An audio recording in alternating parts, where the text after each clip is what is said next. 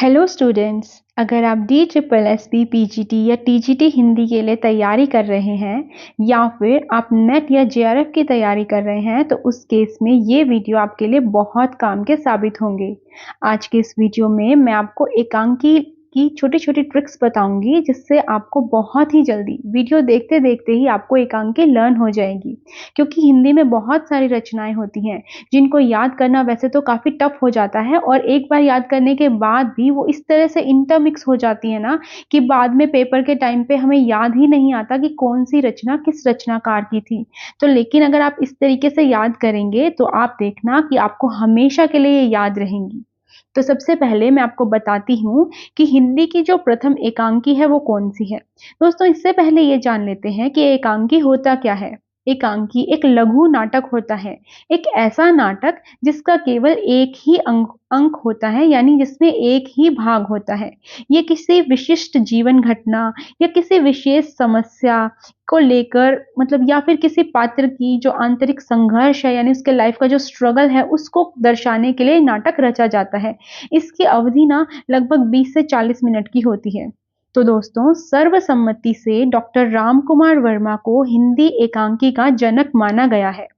और एकांकी जो है वो आधुनिक नाट्य विधाओं में से एक है, क्योंकि मैंने जैसा बताया कि एकांकी यानी एक अंक का नाटक।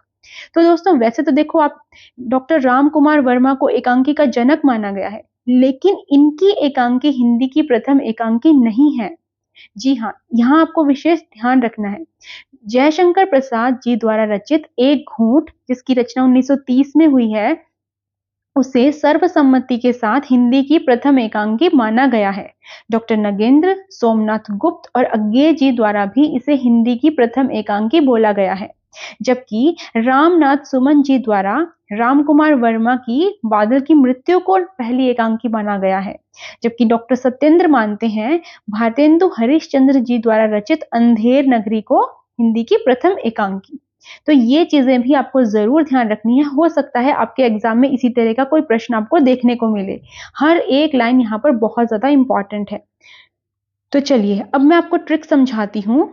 देखिए, यहाँ पर मैं आपको आज के वीडियो में डॉक्टर राम कुमार वर्मा द्वारा रचित 16 एकांकी जो हैं उनको याद करने की एक स्पेशल ट्रिक बताऊंगी। बहुत ही आसान है, बहुत ही इंटरेस्टिंग है। ट्रिक से आपको सिर्फ रिलेट करना होता है। ट्रिक में चीजें थोड़ी टेढ़ी मेढ़ी होती हैं, लेकिन याद करने में आपको जरूर मजा आएगा। तो पहले हम थोड़ा सा ये देखते हैं। देखिए दोस्तों, जब हम किसी चीज को विजुअलाइज करते हैं ना, इमेजिन करते हैं, तो वो लंबे समय तक हमारी मेमोरी में रिटेन हो जाती है, हमें याददाश्त बनी रहती है उस चीज की।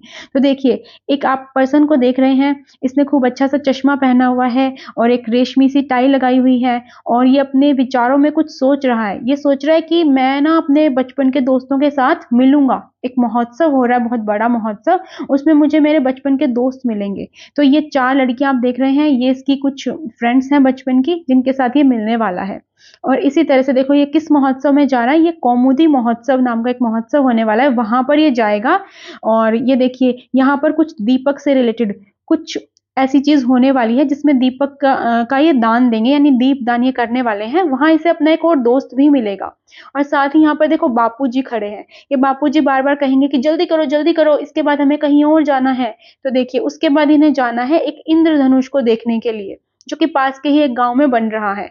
ठीक है, तो यहाँ से आपने ये 3-4 जो इमेजेस देखी हैं, इन्हीं से रिलेट करते हुए आपको एक छोटी सी ट्रिक बताऊंगी, बहुत जल्दी आपको लर्न हो जाएगी। और लास्ट में देखिए, ये बादल फट चुका है, यानी बादल की मृत्यु हो चुकी है।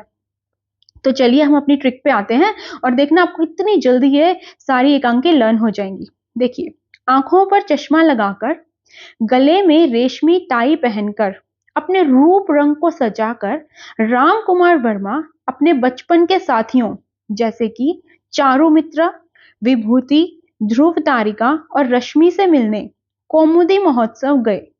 तो जैसा मैंने बताया था, आंखों पर चश्मा लगाया तो यहां से बन गई पृथ्वीराज की आंखें। गले में रेशमी टाई पहनी तो रेशमी टाई। रंग रूप को सजाया तो यहां से इनकी एकांकी बन गई रूप रंग। फिर यहां से मैंने बताया राम कुमार वर्मा जी की एकांकी हैं ये सभी एकांकी। ये अपने बचपन के साथियों से मिलने गए, जिनका नाम था चारुमित्रा, विभूति, ध्रुव तारिका और रजत रश्मि। ये सभी हमारी ट्रिक में शामिल हैं। कहाँ गए थे? कौमुदी महोत्सव देखने गए थे। तो यहाँ से ये 8 एकांकी दोस्तों आपको लर्न हो चुकी हैं। और जब आप इस ट्रिक को 2 से 3 बार पढ़ेंगे तो ये एकांकी आपको ऐसी दिमाग में बैठ जाएंगी कि कभी आप नहीं भूलेंगे, एग्जाम में आपको तुरंत याद आ जाएंगी। और फिर वहां कौमुदी महोत्सव में जाकर उन्होंने क्या देखा, उन्होंने देखा कि यहाँ तो ऋतुराज भी मौजूद है, जो कि उनके ही बचपन का एक और दोस्त था। और ये ऋतुराज और बाकी सब साथ में मिलकर क्या कर रहे हैं दोस्तों, दीप दान कर रहे हैं। तो ये ऋतुराज और दीप दान भी इनकी एकांकी का नाम है। इतने में वहां पर बापू आ गए और बापू बोले, जल्दी जल्दी काम धंधा निपटा लो। काम धंधे को यहाँ पर काम कंदला बोलेंगे हम, ठीक है। तो काम कंदला नाम की भी इनकी एक एकांकी है। क्योंकि बापू क्यों कह रहे हैं ऐसा, क्योंकि पास ही के गांव में रिमझिम वर्षा हुई है। और जब रिमझिम वर्षा होती है और उसके बाद एकदम से सूरज निकल जाता है तो क्या बन जाता है दोस्तों, इंद्रधनुष बन जाता है। और सूरज की 7वीं किरण, सप्त किरण जैसे ही उस पर पड़ती है तो तुरंत इंद्रधनुष का नजारा देखने लायक होगा। लेकिन उन्होंने बापू की बात नहीं मानी और उन्होंने देर कर दी। इस वजह से बादल की मृत्यु हो गई।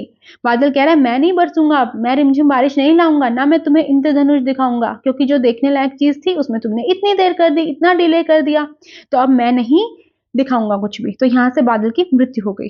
ठीक है, तो इस तरह से देखा आपने कितनी जल्दी आपको ये 16 की 16 एकांकें याद हो जाएंगी दोस्तों। तो हो सकता है आप में से कुछ लोगों को तो इसी टाइम याद हो भी गई हो, और जिसे नहीं हुई वो एक बार और इस वीडियो को देख लीजिएगा। और जैसा कि जो इमेजेस मैंने लगाई है ना, उनको आप एक बार बस देख लो। जैसे ही आप उसको देख लेंगे आपको तुरंत तुरंत ये एकांकें लर्न हो जाएंगी। तो दोस्तों आज के इस वीडियो में इतना ही। अगर आपको ये वीडियो पसंद आए तो वीडियो को लाइक करें, शेयर करें। अगर मेरे चैनल को पहली बार देख रहे हैं तो चैनल को जरूर सब्सक्राइब करें। Thank you.